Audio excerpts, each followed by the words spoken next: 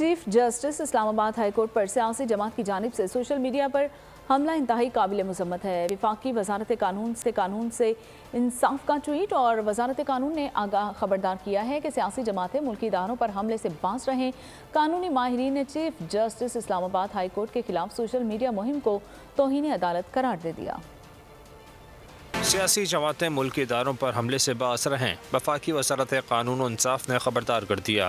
वजारत कानून ने कहा है कि chief justice Islamabad high court पर सियासी जमात की जानिब से सोशल मीडिया पर हमला इंतहाई काबिल मज़म्मत है। माहिर कानून और एडवोकेट सुप्रीम कोर्ट हाफिज एहसान अहमद ने कहा है कि किसी भी माशरे के लिए अहम है अदालत का एहतराम किया जाए। बट बदकिस्मती की बात यह है कि पाकिस्तान के अंदर चूँकि हमारी पॉलिटिकल और कॉन्स्टिट्यूशनल कंट्रोवर्सी इतनी मिक्स हो गई है कि हम सारी चीज़ों को अब अदालतों के अंदर लेके जाते हैं, और जब कोर्ट्स के अंदर जाके हमारी मर्जी के मुताबिक चीज़ें नहीं चलती तो फिर हम उनको एंगल देने की कोशिश करते हैं, और स्पेशली सोशल मीडिया के अंदर ट्रॉलिंग करते हैं, जो किसी भी सूरत एक्सेप्टेबल भी नहीं है। और इस तरह की जो है उसे आप जितना भी ये समझें कि against the obstruction in the court process है। माहिर कानून एडवोकेट वाचा खालिद ने कहा कि 25-30 दिन जेल जाने पर वाबेला मचाया गया। इसी अदालत से तनकीद करने वालों को रिलीफ मिला। कानूनी माहिरीन ने कहा है कि अदालतों से मनपसंद फैसले न आने पर तनकीद शुरू कर दी जाती है।